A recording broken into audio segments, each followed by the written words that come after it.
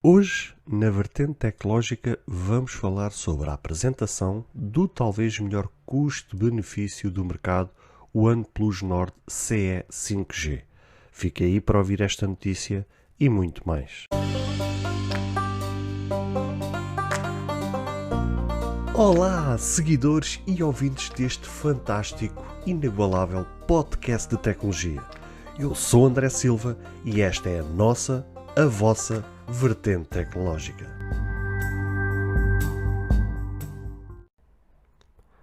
Se você ainda não ouviu falar sobre Encore, é a maneira mais fácil de fazer um podcast. Deixe-me explicar. É gratuito e existem ferramentas de criação que permitem gravar e editar seu podcast diretamente no seu telefone ou computador. Encore distribuirá seu podcast para você para que ele possa ser ouvido no Spotify, Apple Podcast e muito mais. Você pode ganhar dinheiro com o seu podcast sem um ouvinte mínimo. É tudo o que você precisa para fazer um podcast em um só lugar. Baixe o aplicativo Encore gratuitamente ou vá a Encore.fm para você começar.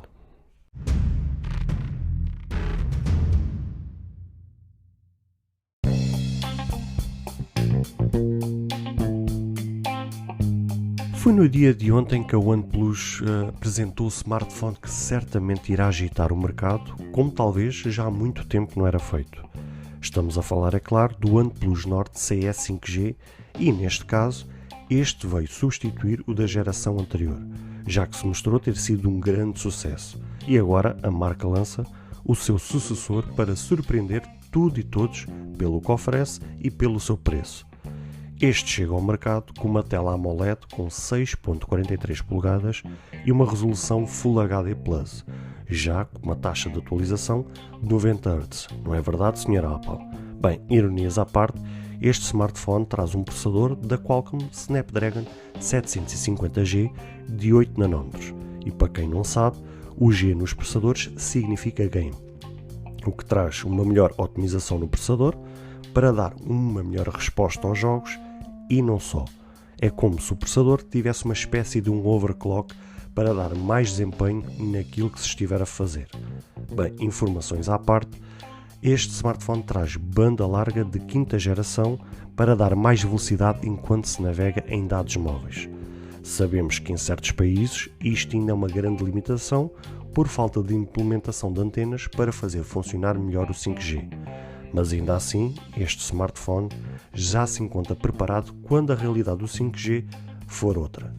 A nível de RAM e de espaço de armazenamento, conta com 3 versões e estamos a falar de 6, 8 e 12 GB de RAM, ao passo que no armazenamento apenas tem 2 versões, uma de 128 e outra de 256 GB. Apesar de a nível de design a coisa ter ficado muito parecido com o seu antecessor, é nas câmaras que tudo muda. Na parte traseira temos 3 lentes, onde a principal é de 64 megapixels com a possibilidade de gravação a 4K, temos uma segunda lente, uma ultra-wide de 8 megapixels e a terceira lente fica ao encargo de uma monocromática de 2 megapixels. A nível de câmara da selfie, ou seja, a câmara frontal, contamos com uma lente de 16 megapixels que vai dar conta para tudo aquilo que for preciso. Já no quesito da bateria, tivemos um bom incremento para agora de 4500 mAh com a possibilidade de carregamento rápido a 30 watts, onde vai ser possível carregar do 0 aos 70% em 30 minutos.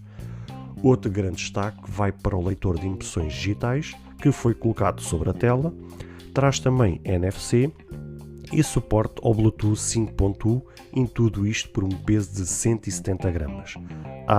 E ainda mantém a entrada de jack de 3.5 mm para ligar auriculares ou auscultadores.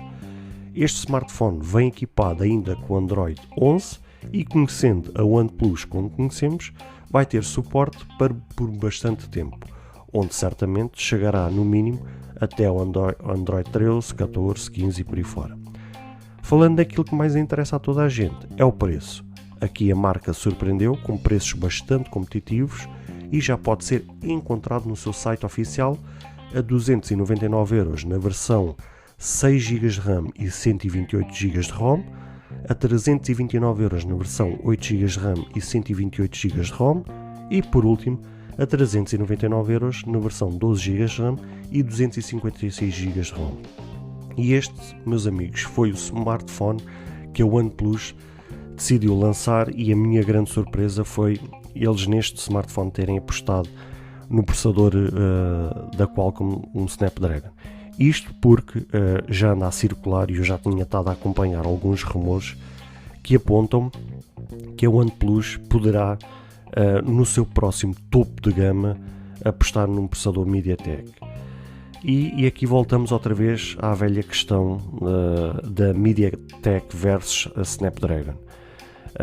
Eu falo por experiência própria, já tive smartphones no passado que tiveram processadores da MediaTek, e eles apresentam algumas desvantagens que, sinceramente, face às vantagens que a Qualcomm oferece, sinceramente não recomendo a ninguém. Por mais barato que o smartphone seja, não recomendo, porque até mesmo, como eu ainda agora vos disse, a experiência não foi a melhor. Nos smartphones que eu tive com processador MediaTek, houve sobreaquecimentos, houve drenagem de bateria, ou seja, não havia uma tão otimização de bateria. A nível das câmaras é outra grande desvantagem, ou seja, podemos às vezes ter a mesma câmara, a mesma lente, o mesmo sensor, mas a nível de processamento final da imagem, a Qualcomm dá de lavada à MediaTek. A nível de atualizações do próprio software do smartphone, ou seja, eu cheguei a ter um smartphone que desde que eu o desembalei da caixa até que eu o despachei, ou seja, até que eu o vendi, não recebeu uma única atualização. E já não falo de versão de Android, eu falo até de patches de segurança, eu não recebi uma única atualização. Ou seja, desde que eu comprei até que eu o vendi, manteve-se com a mesma versão, com a mesma patch de segurança, com tudo igual. E isto não pode acontecer. Eu compreendo que eles tenham um grande sucesso nos smartphones de gama de entrada ou de média baixa de entrada, porque de facto acabam por às vezes os smartphones ter alguma qualidade de construção, ter boas specs, e muitas vezes conseguimos encontrar estes smartphones por 100, 120, 150, 200€, o que acaba por ser muito apelativo, porque, como se costuma dizer, e passa a expressão, os olhos comem. Ou seja, muitas vezes vamos a uma loja e encontramos ele exposto e parece todo muito bonito, e olhamos para as características e parece um telefone quase topo de gama com as características que lá tem, e olhamos para o preço e achamos, como é que todo este telefone com todas estas características está a este preço? E a verdade é essa, é que a MediaTek acaba por fazer às fabricantes um preço muito mais reduzido do que aquilo que a Qualcomm oferece.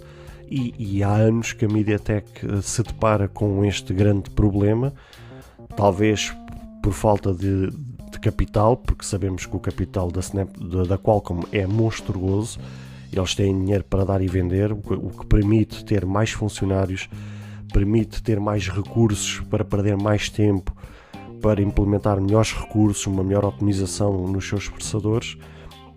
E a gente sabe que a MediaTek, apesar de ser considerada número 1 a nível de venda de processadores, mas pronto, esse número 1 acaba por ser muito conquistado pelos smartphones de gama de entrada ou de média baixa de entrada, ou seja, acaba por ser nesses smartphones que são vendidos a rodo que a MediaTek acaba por ir buscar o capital. Só que as marcas que acabam por apostar nesses processadores acabam, se calhar, muitas delas a médio e longo prazo, pagar muita fatura por criar alguma insatisfação por parte dos seus consumidores, por parte dos seus clientes, por parte dos seus fãs, que sentiram que largaram certo e determinado valor num smartphone onde não viram uma atualização, onde viram que as suas fotografias façam um familiar, um amigo que tem um smartphone muito parecido,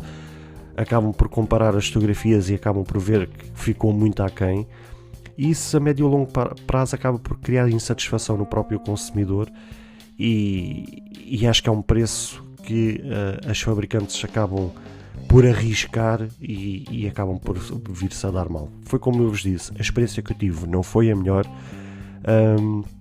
e vejo com grande satisfação a OnePlus, mesmo que os rumores apontem que o próximo topo de gama seja um da MediaTek, mesmo que seja o topo de gama, vejo com grande satisfação que a OnePlus apostou neste processador para este smartphone, com tudo aquilo que oferece e pelo preço que é, e certamente este smartphone vai nos fazer lembrar grandes sucessos do passado, como o primeiro OnePlus One, como da Poco F1 e grandes outros smartphones que realmente fizeram agitar muito o mercado por aquilo que ofereciam e pelo preço que era.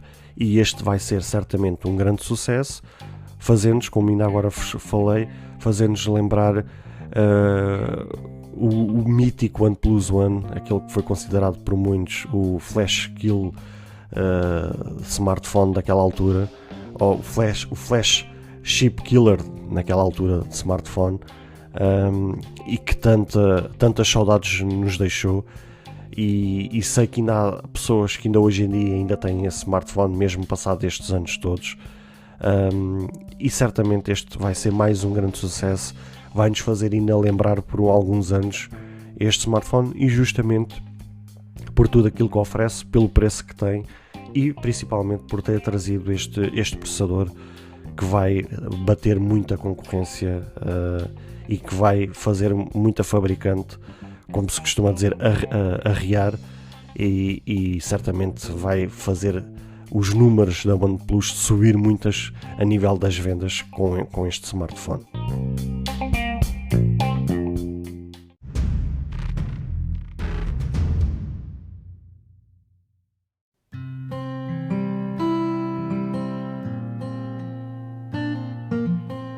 Bem, caros ouvintes, chegamos ao fim de mais um episódio. Espero que cada um de vós tenha gostado. Se de facto gostaram deste episódio, passem no Apple Podcast e avaliem e comentem este podcast. Ou se a vossa plataforma de podcast permitir fazer alguma avaliação, então peço que o possam fazê-lo, para que seja recomendado nas pesquisas e chegue a mais pessoas. Se vocês quiserem ser apoiantes deste projeto, basta aceder ao link que está na descrição deste ou de qualquer outro episódio. Caso tenham alguma dúvida ou queiram fazer alguma crítica, seja ela positiva ou negativa, ou até mesmo queiram sugerir algum tema para que seja falado no futuro em algum episódio, todos os contactos estarão na descrição de cada episódio, incluindo este. Beijos e abraços e até ao próximo episódio.